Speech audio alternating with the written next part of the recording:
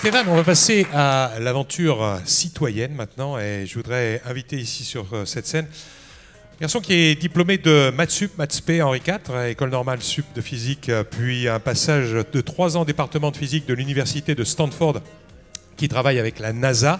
Il a eu un master là-bas, il a également travaillé au Japon et président fondateur de Blablacar qui devient, vous le savez, leader mondial du covoiturage, 80 millions de membres dans 22 pays.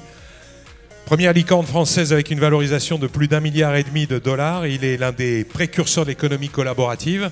Il est coprésident également de France Digital, qui représente énormément de startups depuis 2018. Voici Frédéric Mazella.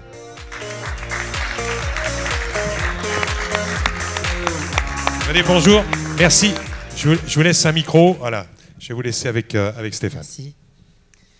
Merci Frédéric d'être là ce soir, d'avoir accepté d'être à la fois ambassadeur de Somewhere Club et le parrain de ce projet qu'on lance ensemble, un lobby des consciences. Comme je vous l'avais dit, on était en quête de sens en créant cet événement, cette installation parisienne. Et Frédéric a accepté d'être ambassadeur parce qu'on a creusé le sujet et qu'on s'est dit que aujourd'hui, il y avait une vraie problématique de faire ce qu'on vient d'évoquer, prendre des décisions politiques d'intérêt général dans un terme qui est maintenant très restreint. Dans les 5 à 10 ans qui viennent, beaucoup de choses vont se jouer. Et donc, on a essayé de voir de quelle manière on pourrait fédérer un certain nombre d'acteurs et mettre en place un mécanisme qui pourrait fédérer énormément de citoyens pour faire prendre des décisions politiques urgentes. Donc, avant de donner la parole à Frédéric, je voulais vous passer une vidéo qui est un état des lieux sans état d'âme, mais qui a le mérite de nous resituer par rapport à ce qui se présente à nous dans les prochaines années et qui nous oblige tous aujourd'hui à essayer d'apporter notre pierre à l'édifice pour manœuvrer et changer les choses pour nos enfants.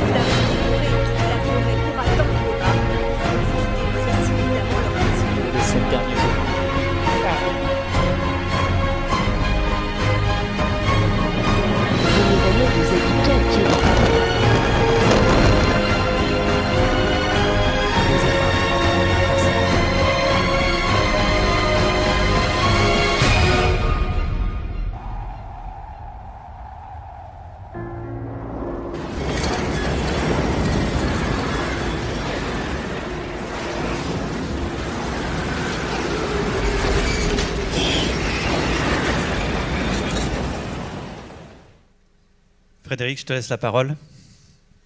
Bonsoir à tous. Alors le décor est planté. Donc j'ai pas la solution à tout ça, je suis désolé. Mais j'ai peut-être une lueur d'espoir sur le fait qu'on est capable tous ensemble et aussi avec les technologies d'apporter des améliorations. Alors, bon, un petit peu comme Louis Albert, je me demande ce qu'on dira à nos enfants. Alors il se trouve que moi aussi j'en ai 2 et ma plus grande hantise aujourd'hui, le plus grand a 3 ans, c'est ce que je vais lui répondre quand il aura compris, un petit peu, parce que pour l'instant il découvre tout, super, quand il aura compris ce qu'on a fait avec la planète, et le moment où il va me demander, mais qu'est-ce que vous avez fait ? Je redoute ce moment-là. Je ne sais pas, vous qui avez des enfants peut-être plus âgés que moi, vous savez à partir de quel âge ils sont capables de poser ces questions-là. Moi, je ne sais pas. Pour l'instant, c'est une bombe à retardement. Je ne sais pas si c'est 7, 8, 9, 10, 11 ans, je ne sais pas. Mais il y a un moment, je sais qu'il va me poser la question. Mais ça vient vite. Ouais. Ça vient vite, ouais. Bon, voilà. Donc, mais je me dis, j'aimerais bien pouvoir lui répondre des choses assez concrètes, parce qu'il y a deux manières de réagir par rapport à l'évolution que l'on voit. C'est-à-dire que même quand on regarde les courbes, parce que là on montre des images, donc il y a pas mal d'émotions et de mouvements dedans, mais enfin, quand on regarde les courbes de progression, et surtout dans le domaine que je connais bien, qui est de l'investissement dans des sociétés, si on regarde toutes les courbes, je ne sais pas qui aujourd'hui investit sur la planète Terre, quoi. C'est-à-dire que non, c'est pas un bon investissement. On voit les courbes, on se dit, je sais pas, non. Tout est exponentiel. Prochain dossier, c'est quoi ? Il y en a pas. Donc, alors, ça c'est quelque chose qui me trotte dans la tête depuis quand même assez longtemps. L'une des raisons, même la raison principale qui m'a motivé sur les années à créer Blablacar, c'est justement de me dire que peut-être que avec un projet comme ça, c'est une petite réponse qui va apporter un gravier à la montagne qu'il nous faut construire pour justement répondre à tout cela. Et par la technologie, ce qui était ce que je connaissais, parce que j'avais fait beaucoup d'informatique à Stanford. Et donc, j'ai voulu développer une plateforme pour aller attaquer une problématique extrêmement simple, c'est que toutes les voitures sont vides. Alors, on se plaint on prend de l'énergie fossile et puis on la rejette dans l'atmosphère. Mais en fait, toutes nos voitures sont vides. Et donc, on déplace une tonne de ferraille pour déplacer une personne. Et ça, on le fait, c'est pas comme si on le faisait 3 fois par jour, on le fait des milliards de fois par jour. Donc, c'est complètement dingue, en fait, quand on regarde l'équation. Je peux même vous donner des exemples, parce qu'au niveau économique, ça a un impact de dingue. D'ailleurs, je me rends compte, j'ai une présentation, je vais peut-être utiliser les slides, mais je suis parti là. Mais quand on regarde les chiffres, c'est assez fou, y compris au niveau économique, c'est-à-dire que, vous savez, une voiture, ça coûte 6 000 € par an à peu près à l'entretien, dépréciation du véhicule, tout, vous comptez essence, parking, assurance, PV si vous en avez, tout ce qui va dedans. Ça fait 6 000 € par an. En France, il y a 35 millions de véhicules à peu près, j'arrondis, mais 35 millions fois 6 000 €, ça fait plus de 200 milliards. C'est-à-dire qu'il y a 10% du PIB, du PIB, qui partent dans notre parc automobile. Après, on regarde ce qu'on en fait du parc automobile. Nos voitures, elles sont arrêtées, garées, stoppées, parquées 96% de leur vie. Ensuite, elles sont bloquées dans les embouteillages 0,5% de leur vie. Elles sont en train de chercher une place de parking pour se garer 0,7% de leur vie. Donc il nous reste 2,8% de leur vie où en fait elles vont d'un point A à un point B, ce pourquoi on les a conçues, ça fait déjà pas beaucoup. Mais en plus, quand elles roulent, 3 fois sur 4, il y a un conducteur à bord et il y a 3 places libres. Donc en fait, on utilise un quart de 2,8% d'une ressource qui nous coûte 10% du PIB. C'est l'utilisation rationnelle qu'on fait des voitures. Donc c'est évidemment désastreux par rapport à tous les autres moyens de transport, parce que les avions, les bus, les trains, ils roulent ou ils volent 50 ou 80% de leur vie. Et puis en plus, quand on fait voler les avions, on ne met pas juste le pilote dedans, on met quand même des gens. Dans les voitures, non, on met juste le pilote dedans. Et donc c'est vrai que quand j'ai pris conscience de tout ça, ça m'a développé une énergie complètement dingue. Ça fait 15 ans que j'ai lancé Blablacar. Et je me suis pas arrêté, en fait, j'ai fait que ça depuis 15 ans pour développer ça et de me dire, je vais essayer d'apporter un semblant de rationalité dans l'usage des voitures, parce que là aujourd'hui on est parti de travers.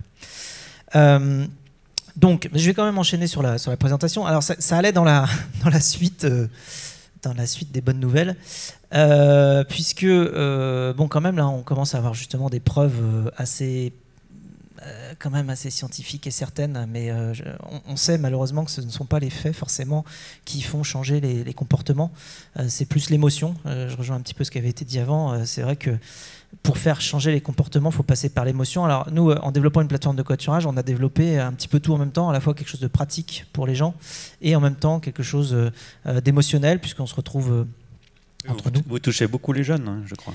Oui, alors on touche plus que les jeunes. Alors au niveau chiffre, aujourd'hui, Blablacar, c'est 85 millions de membres. On est dans 22 pays. Parfois, les gens ne se rendent pas compte, mais en fait, en France, on a 16 millions de membres. On sait bien, mais en fait, la plupart des gens qui utilisent Blablacar, ils ne sont pas en France. Et on a notamment 25 millions de Russes qui utilisent Blablacar et 16 millions de Français. Mais après, au niveau population, c'est un tiers des gens qui ont plus de 18 ans et c'est carrément la moitié de la génération 18-35. Donc c'est effectivement un service qui est maintenant très utilisé. Enfin, si on parle de la France, c'est pas mal pénétré. Enfin, même encore là, on a encore beaucoup de on voit que c'est bien rentré dans les mœurs. Est-ce que à Blablacar, vous avez réussi à quantifier ce que vous avez permis d'économiser en termes d'émissions de CO2, par exemple? C'est tout l'objet de ma présentation. Si j'arrive à envoyer les slides, on va y arriver. Donc, mais oui, effectivement, enfin, ça paraît simple. Il n'y a pas besoin de se lever tôt ou d'avoir fait Polytechnique pour comprendre qu'il vaut mieux mettre 2 personnes par voiture que 2 voitures par personne. Donc en fait c'est ça, toute la base de la chose, c'est d'essayer de remplir les voitures, de faire une meilleure utilisation. Puis en plus l'énergie qui est consommée par les voitures, on se rend même plus compte. Enfin, il suffit de se rappeler la dernière fois qu'il a fallu pousser une voiture pour se rendre compte le poids que ça fait, quoi. Enfin, et vous postez un feu, vous voyez à quelle vitesse les voitures démarrent et vous dites quand même, je sais pas faire ça. Enfin, il y a un peu d'énergie dépensée là. Oui, il y a personne qui sait pousser une voiture comme ça. Enfin, peut-être toi Alain, mais moi pas. Bientôt. Dans l'eau, oui. Oui. Dans l'eau. Donc voilà, c'est beaucoup d'énergie. C'est même beaucoup d'énergie gaspillée. Alors donc, donc là, le business as usual, c'est on continue à grandir de 3% les émissions de CO2 par an, ce qui est toujours le rythme sur lequel on est d'ailleurs. Oui, pour l'instant, on bouge pas beaucoup. Ça bouge pas. En fait, on dit il y a un problème, enfin ça bouge pas. Et évidemment, l'appel du GIEC, enfin de l'IPCC en anglais, c'est 45% de réduction des émissions de CO2 d'ici 2030. Donc ça, c'est ce qu'il faut qu'on atteigne. Mais inutile de voir que quand on fait plus 3% par an, on va pas faire moins 45% magiquement en 2030. Enfin, donc on n'est carrément pas sur la bonne route. Donc après, c'est l'histoire des températures. Enfin, vous savez ça, mais la température de la Terre, c'est pas juste 1 degré de plus, 2 degrés de plus. Je vous rappelle que nous, quand on a 39 de fièvre, on considère qu'on est malade. C'est 2 degrés de plus que ce qu'on a. La Terre, c'est pareil en fait. Enfin, c'est pas une histoire de juste comment dire 1 degré de plus ou 2, ça va aller. C'est juste que ça va rendre tout le système totalement malade. En plus, ça va déclencher si on passe 2 degrés. Alors, il faut savoir que quand on parle de 2 degrés, enfin ou 1,5. Mais c'est une moyenne globale. Ouais, c'est une moyenne globale par rapport à la période pré-industrielle. Donc en fait, on a déjà fait. C'est pas comme si on savait pas le faire. On a déjà fait 1 degré. On a déjà fait 1 degré depuis avant les années 70. Là, si on en fait encore un demi, dans la décennie qui vient, alors on a déjà prouvé qu'on savait en faire 1, c'est pas comme si on avait fait 0, on a déjà fait 1. Si on en fait encore un demi, si on passe cette limite-là, on va déclencher des effets totalement irréversibles, type dégel du permafrost, avec des gaz dans le permafrost, vous n'avez même pas envie de savoir ce qu'il y a dedans, parce que le moment où ça dégèle, ce truc-là, ça dégaze des trucs complètement dingues qui font un phénomène d'emballement qui fait qu'on peut aller jusqu'à 4 ou 5 degrés assez facilement. Alors 4 ou 5 degrés de plus ici, c'est le Sahara, 4 ou 5 degrés de moins, c'est la période glaciaire. Donc, avec, je sais pas combien il y avait, 20 ou 30 mètres de glace ici, quoi. Donc en fait, c'est des impacts absolument gigantesques sur nos conditions de vie. Et donc en fait, il faut qu'on trouve un moyen pour aller dans le bon sens. Ça veut dire changer les modes de consommation, réinventer l'histoire de comment on vit de manière durable sur cette planète. Et puis, ça rejoint ce que disait Louis Albert, des communautés qui sont à la fois autonomes et responsables. Et donc tout ça, faut aller le construire. Alors la technologie peut nous aider un petit peu. Alors juste quelques chiffres sur le poids du transport. Je suis désolé, ma présentation est beaucoup plus chiffrée que toute celle d'avant. J'ai moins d'images qui font rêver. C'est Stanford, hein. Ouais, c'est que j'ai besoin de ça moi aussi pour après le transformer en action. J'ai besoin les chiffres, ça me parle. Bon, alors, le transport, c'est 13% des émissions de gaz à effet de serre. Les voitures là-dedans, inutile de dire que c'est l'immense majorité. Donc 88% des émissions de CO2 sont liées aux voitures. Et en fait, quand on regarde notre contribution, nous, tout ce qu'on fait, c'est qu'on augmente le taux d'occupation des voitures Alors ça, c'est sur les trajets longue distance. Il faut voir qu'on s'est attaqué avec Blablacar, on s'est attaqué aux trajets longue distance, donc les trajets plutôt type ville à ville de plusieurs centaines de kilomètres. On a augmenté le taux de remplissage des voitures, donc c'est pas mal.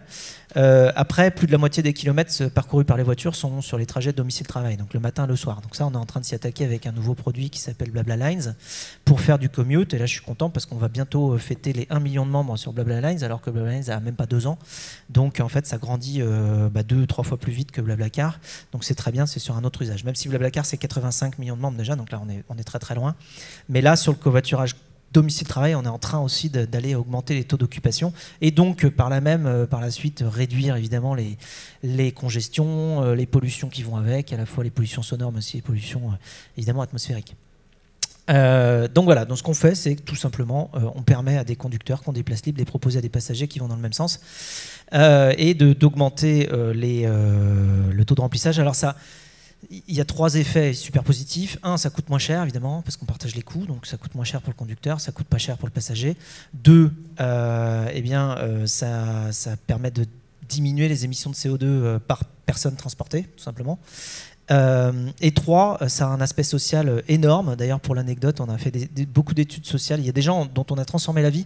Moi, j'ai des gens qui me sont tombés dans les bras un nombre incalculable de fois en me disant que grâce à moi, ils pouvaient voir leurs enfants, parce qu'ils peuvent aller visiter leur famille plus facilement. Enfin, c'est extrêmement touchant quand vous avez des gens qui vous disent tiens, j'ai créé un truc, moi c'était pour se déplacer, mais en fait, ça change la vie des gens. Et donc il y a même des anecdotes pour vous dire à quel point socialement ça joue un rôle, le covoiturage. Je pense que ça joue même un rôle de cohésion sociétale au sens très large, parce que quand on a fait un covoiturage, on ressort en général très enjoué parce qu'on a rencontré des gens différents, et puis on aime bien rencontrer des gens parce qu'on est quand même un animal grégaire. Et donc on a rencontré de nouvelles personnes, on a un nouvel horizon, et puis on va même jusqu'à, quand on fait des études, on sait qu'il y a 21% des gens qui disent qu'en covoiturage ils ont dit des choses qu'ils n'ont jamais dites à personne d'autre. C'est-à-dire qu'on est un peu le grand psy du pays. C'est-à-dire que, mais en fait, c'est un peu pareil quand vous êtes en covoiturage. Le truc, c'est que vous pouvez dire plein de trucs parce que vous êtes un peu comme chez le psy, parce que le conducteur regarde la route, le passager regarde la route aussi. Donc en fait, on ne se regarde pas. Il n'y a pas de lien par les yeux. Et en fait, on dit beaucoup plus de choses. Puis en plus, c'est un peu éphémère parce qu'on va passer 3-4 heures dans une voiture. Et puis après, on va pouvoir. Enfin, il n'y a aucune conséquence, quoi. Et donc on peut. C'est ça. On se voit qu'une fois, et puis du voilà. coup, J'ai même un copain qui m'a dit merci. Depuis que je fais du covoiturage, grâce à toi, je comprends un peu mieux les femmes. Parce qu'il me dit, j'ai plein de femmes qui m'ont dit des trucs, ce qu'elles ont vécu en couple. Et puis je leur demande, mais tu l'as dit à ton mec? Ah non, mais comment tu veux qu'il devine? Parce qu'il y a un truc, faut voilà. Nous les mecs, on devine pas grand chose en fait. Faut nous dire les trucs. Bref, je change de sujet. Chez Blablacar, c'est un peu comme chez le coiffeur, quoi. Ouais, mais il y a un côté social très fort. Mais c'était pas mon sujet là, mais bon, voilà. De toute façon, je peux en parler pendant 2 jours. Bref. Au niveau de l'impact, évidemment, ça c'est le nombre de véhicules qu'il faut pour transporter. Dans un monde sans Blablacar, vous avez à droite, et dans un monde avec Blablacar à gauche, évidemment, on émet moins de tonnes de CO2 quand on est plusieurs par véhicule. C'est aussi bête que ça. On a fait une étude très très poussée, donc là je vous passe les détails, mais enfin il y avait évidemment, on a analysé 95 millions de trajets. Derrière, en fait, on se rend compte qu'effectivement, un monde avec Blablacar, c'est moins de CO2 qu'un monde sans Blablacar, en comptant toutes les externalités, parce que très souvent on me dit, est-ce que vous avez compté les effets rebonds, tout ça, enfin, est-ce que et la personne qui aurait pris le train plutôt que de faire du covoiturage, celle qui aurait pris sa voiture, laissé sa voiture, l'autre qui aurait pris le bus, l'autre qui serait resté regarder la télé et qui n'aurait pas voyagé. Enfin, bref, on a tout compté. Ça me rappelle mon prof de prépa qui m'avait rendu une sale note un jour et qui m'avait dit, j'ai tout compté. La sale note, c'était quand même 2,25 en physique, je m'en souviens encore, c'est pas beaucoup. Je me suis amélioré par la suite. Bref. Et donc, tu me demandais combien? Eh bien, sur l'année dernière uniquement, on a économisé 1 600 000 tonnes de CO2 sur une année. Alors, ça vous dit peut-être pas grand-chose, 1 600 000 tonnes de CO2, sauf que ça fait beaucoup, parce qu'il y a quand même 1 100 000 tonnes dans 1 600 000 tonnes de CO2, mais en fait c'est plus que l'intégralité des émissions de CO2 du trafic routier de Paris, qui sont à 1 300 000 tonnes de CO2 par an. en comptant les voitures, les bus, les camions et le périphérique.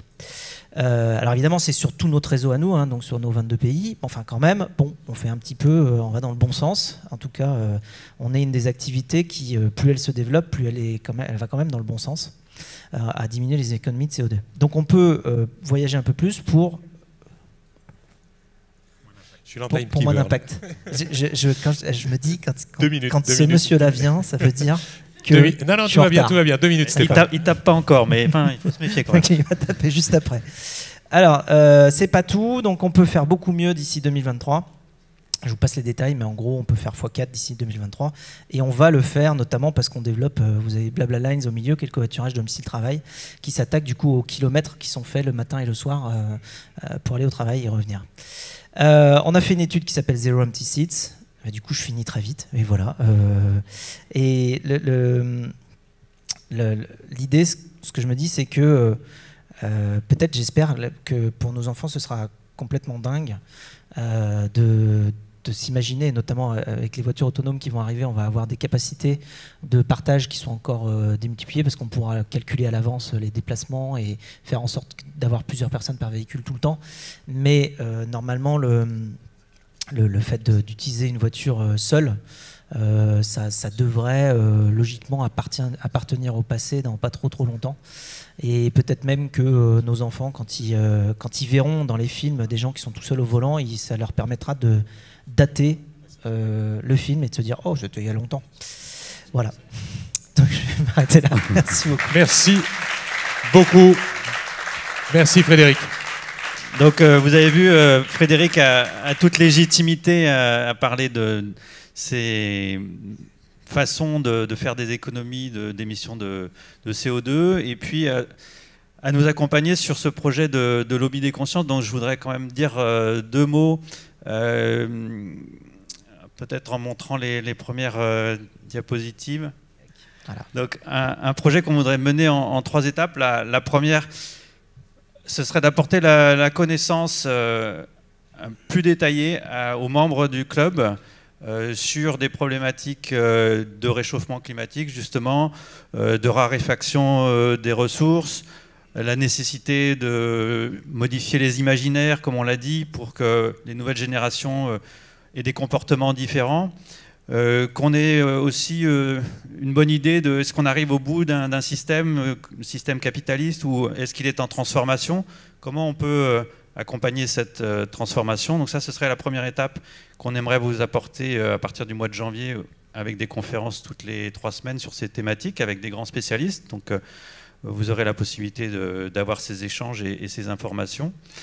Et puis la deuxième étape, elle consistera à fédérer tous les acteurs de la transition écologique qui pour l'instant prêchent un peu chacun pour sa chapelle et qui ont un peu de mal à trouver le moyen de peser sur la classe politique pour faire prendre des décisions importantes. Et donc on s'est rendu compte que ça ne servait à rien de tenter de fédérer tous ces gens-là si on le faisait par le milieu. Il faut trouver un moyen d'impliquer des acteurs qui ont une influence médiatique importante, notamment sur les réseaux sociaux. Et donc c'est la 3e étape sur laquelle on réfléchit maintenant avec Frédéric, qui serait la création d'une plateforme numérique qui viserait à fédérer massivement des citoyens qui pourraient mandater un ambassadeur auprès d'hommes politiques pour peser dans les décisions. Le mécanisme, on l'a déjà bien en tête, on va travailler dessus pendant toute l'année 2020, donc je ne peux pas vous en dire beaucoup plus, mais si vous nous accompagnez dans le club, vous avez votre pierre à amener à l'édifice et ce sera passionnant, je pense, d'agir sur ce volet.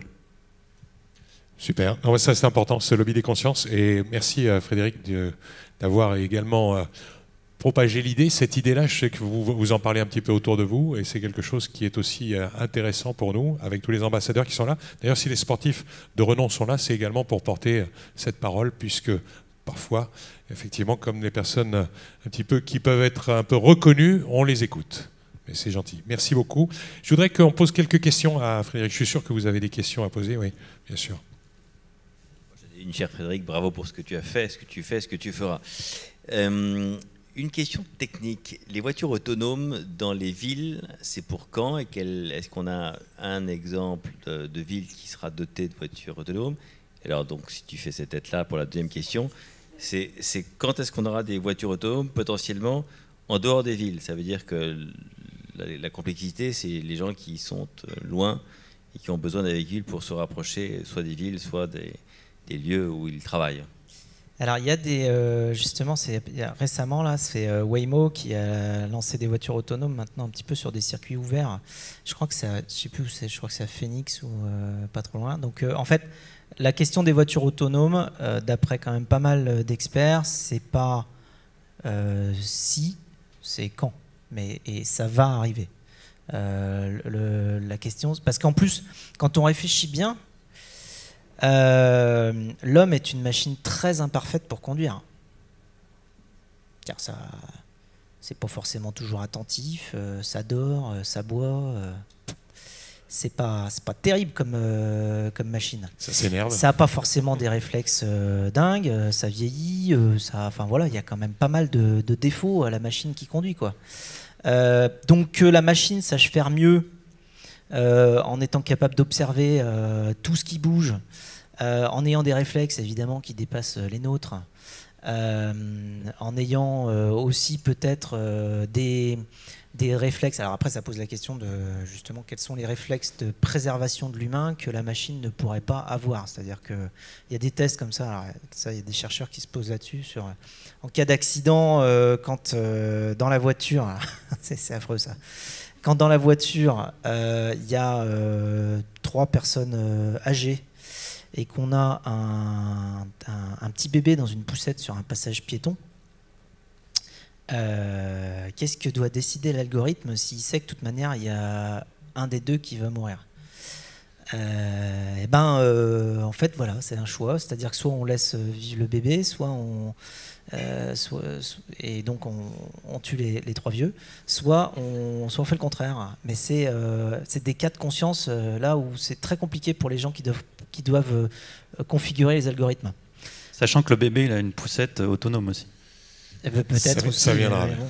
Donc non, voilà, ça pose ces questions-là. Après, nous au niveau du covoiturage, notre métier c'est de toute manière partager les voitures. Donc aujourd'hui, un conducteur partage avec 1, 2 ou 3 passagers. Demain, si c'est 2, 3, 4 passagers qui doivent partager ensemble, c'est un peu le même métier. Donc c'est pas très grave. Juste un mot sur ce que tu disais à propos du capitalisme et comment on peut le stopper. En fait, je pense, enfin le stopper, mais comment on peut l'utiliser pour améliorer le monde d'après ou le transformer. Je pense qu'il faut utiliser à peu près la seule chose que le capitalisme comprend, c'est-à-dire l'argent. Et donc en fait, c'est pour ça que, enfin c'est pas moi, mais c'est beaucoup de gens, y compris des prix Nobel d'économie, qui militent actuellement tous pour une taxe carbone. Mais c'est le seul moyen pour que notre écosystème, enfin notre société réagisse au problème. Il faut aller. Alors après on dit ouais la taxe. Alors si on la collecte, qu'est-ce qu'on va faire de l'argent? C'est un autre problème.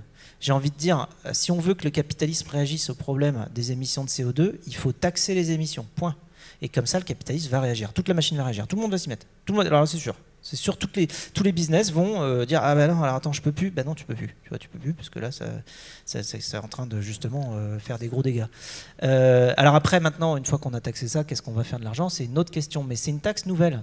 C'est-à-dire que c'est très rare qu'on fasse des taxes comme ça pour pénaliser ou pour provoquer une réponse. Et quand tu parlais tout à l'heure, Louis Albert, de réponse et de responsabilité, je pense que c'est une responsabilité justement de faire réagir notre machine capitaliste à ce qu'elle comprend. Le seul signal qu'elle comprend, c'est l'argent de toute façon. Donc faut lui envoyer ça à cette machine. Il faut lui dire on taxe et puis du coup on va s'adapter. Jean-François, moi je voudrais que ce ne soit pas que les intervenants qui posent des questions.